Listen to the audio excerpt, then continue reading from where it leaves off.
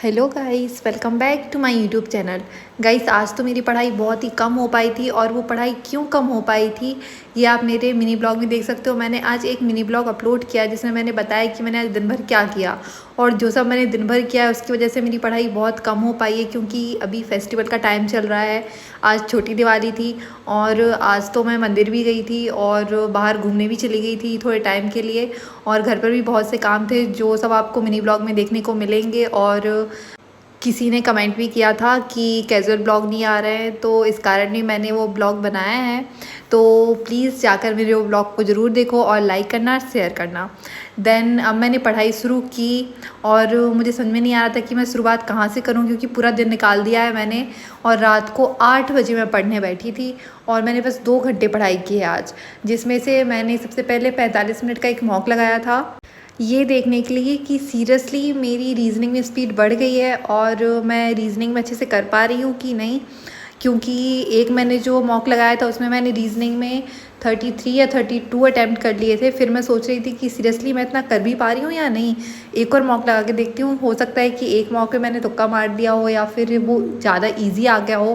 फिर मैंने आज एक और मॉक लगाया था और लिटरली गाइस उसमें मेरा रीज़निंग का रिज़ल्ट बहुत ही अच्छा रहा। मतलब मैंने उसमें 34-35 क्वेश्चन अटैम्प्ट कर लिए थे। उसके बाद मेरे 2 मिनट बच गए थे और 2 मिनट में जो क्वेश्चंस बच गए थे वो मैं सॉल्व नहीं कर पाई थी, क्योंकि वो सीरीज़ के क्वेश्चंस थे और सीरीज़ में जो इंग्लिश के वर्ड्स आते हैं ना, जैसे कि इनमें से कोई वर्ड्स चूज़ करके ऐसे कितने मीनिंगफुल वर्ड्स बन सकते हैं, ये वाली सीरीज़ आई थी। तो वो मुझसे ज़्यादा बनती नहीं है, तो वो मैंने 5 क्वेश्चंस छोड़ दिए थे। उसके बाद मेरे 2 मिनट बचे हुए थे। अगर वो मुझे अच्छे से आते तो मैं उनको कर सकती थी, बट मुझे एक्यूरेसी चाहिए थी, इसलिए मैंने वो क्वेश्चंस नहीं किए थे।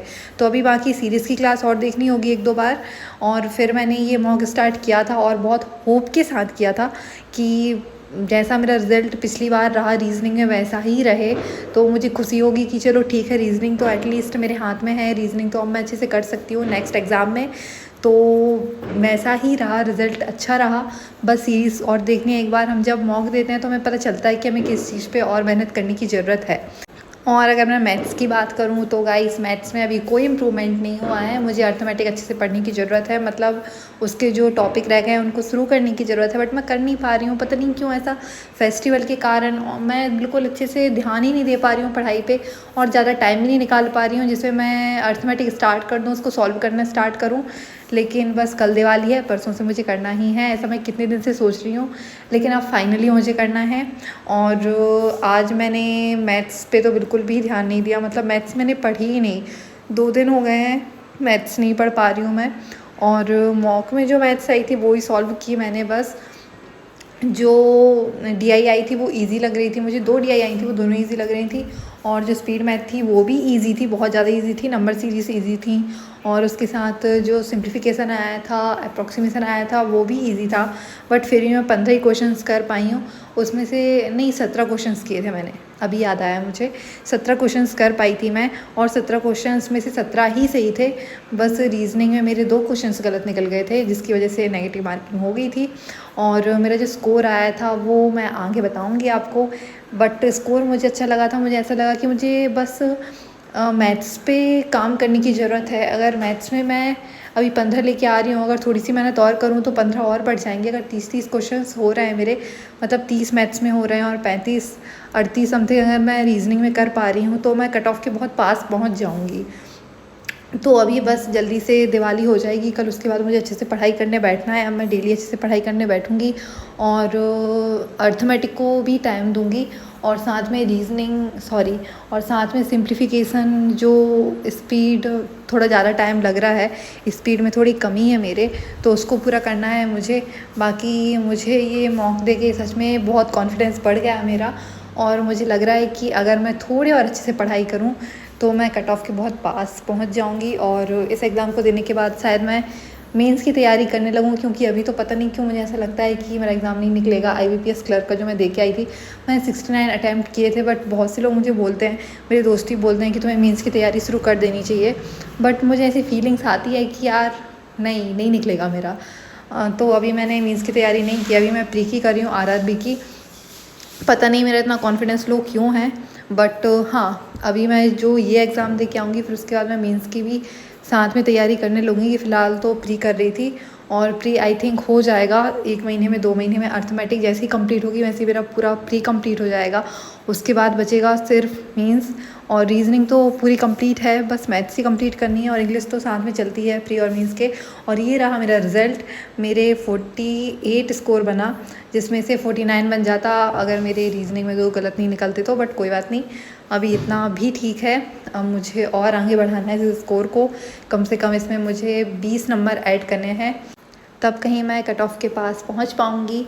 और अब मेरी कोशिश पूरी रहेगी कि मैं ज़्यादा से ज़्यादा क्वेश्चन सॉल्व करूं मैथ्स के और अर्थमेटिक पे भी ध्यान दूं। और डीआई तो सॉल्व करनी है मुझे, 2 चीज़ें सॉल्व करनी है, जैसे कि स्पीड मैथ्स मुझे सॉल्व करनी है और डीआई साथ में सॉल्व करनी है और अर्थमेटिक की डेली क्लास देखनी है। अब ये रूटीन मेरा फॉलो हो जाए तो बहुत खुशी की बात होगी, क्योंकि अभी तक तो नहीं हो पाया। अभी तक तो मैंने 1 दिन पहले सोचा है कि मुझे कल से अर्थमेटिक करने बैठना है, मेरे जितने भी टॉपिक बचे हुए हैं उनको कवर करना है, बट मैं नहीं कर पा रही हूँ। और ये रिज़ल्ट देख के मुझे लिटरली बहुत खुशी हुई थी कि चलो ठीक है, कुछ तो इम्प्रूवमेंट हो रहा है और अब मैं अच्छे से कोशिश करूँ तो बहुत कुछ हो सकता है। तो फाइनली गाइस, फिर उसके बाद मैं बैठ गई थी मेरी पज़ल की जो एक क्लास बची थी उसको देखने।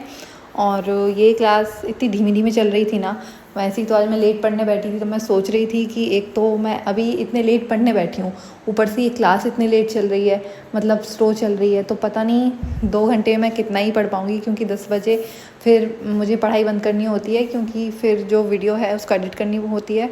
10:30 तक मैं उसे एडिट करती हूँ और फिर एडिट करने के बाद वैसे इतना टाइम नहीं लगता है, पढ़ाई से ज़्यादा एडिटिंग में टाइम लगता है, ऐसा कमेंट आया था मुझे, बट ऐसा कुछ भी नहीं होता है। पढ़ाई से ज़्यादा टाइम नहीं लगता है एडिटिंग में, बस ये वीडियो को जोड़ना होता है और फिर वॉइस रिकॉर्ड करनी होती है, दैट्स इट। इससे ज़्यादा कोई काम नहीं होता है इसमें।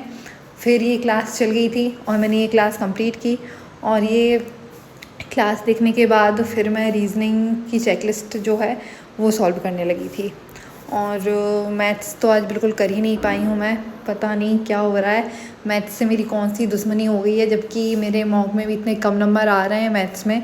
रीजनिंग तो कवर हो ही गई है ऑलमोस्ट, बस थोड़ी सी रही है, बाकी मैथ्स से तो अभी मैं बहुत दूर हूँ, पता नहीं कैसे क्या कवर हो पाएगी।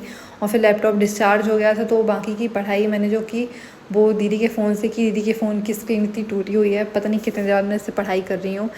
और फिर भी क्योंकि अभी लैपटॉप था तो फ़ोन से पढ़ाई करने की ज़रूरत ही नहीं पड़ती थी, बट अब वो डिस्चार्ज हो गया तो मैंने उसको चार्ज पे लगाया और जो चेकलिस्ट थी वो दीदी के फ़ोन से सॉल्व की। इसके जो क्वेश्चंस थे वो इजी लग रहे थे, शायद मैं प्रैक्टिस कर रही हूँ इसलिए मुझे थोड़ा इजी लगने लगा है, और बस अब ऐसे ही इजी लगते जाए और ऐसे ही बना रहे। सो गाइस, अब मैं अपने ब्लॉग को यहीं ख़त्म करती हूँ। बाय, मेरे मिनी ब्लॉग को ज़रूर देखना। Bye bye.